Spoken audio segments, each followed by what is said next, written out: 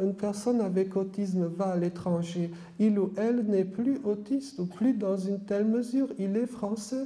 Si par exemple il s'égare, oui, oui, oui, non, mais sans vouloir faire de mauvais clins d'œil ou de jeux de mots comme le Premier ministre turc a fait ça il y a quelques semaines, a fait un jeu de mots là-dessus, mais peu importe. Mais je veux dire, au-delà de ça, les particularités culturelles peuvent passer pour prédominantes. Si vous faites une gaffe sociale alors que vous êtes par exemple dans un village traditionnel arabe, bah, c'est évident.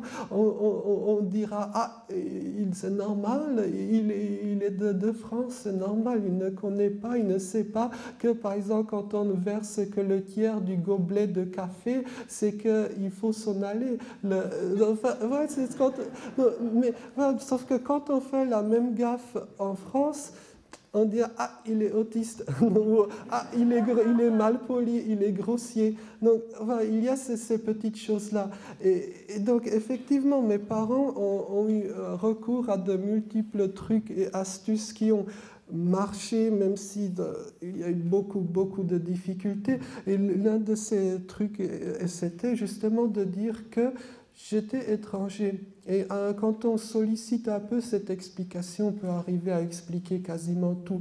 Par exemple, au long de ma scolarité, je n'ai jamais mangé à la cantine.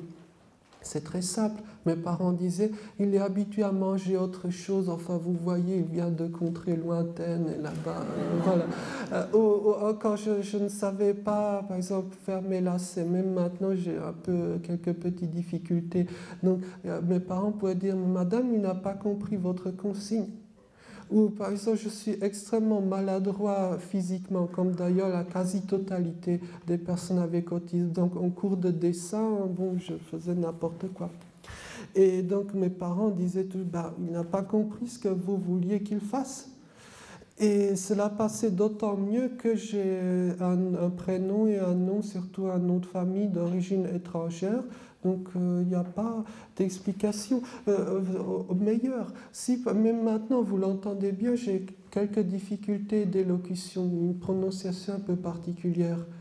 Si dans la rue, ça arrive très souvent, les gens me disent « Ah, vous avez un petit accent ». Si je dis « Oui, je suis d'origine tchèque », l'affaire est instantanément réglée. Et j'ai la chance à cet égard-là de m'appeler Joseph Chovanec. Mais si je m'appelais Nicolas Dupont, là, ça serait beaucoup plus difficile. Et j'en connais qui sont dans cette situation-là.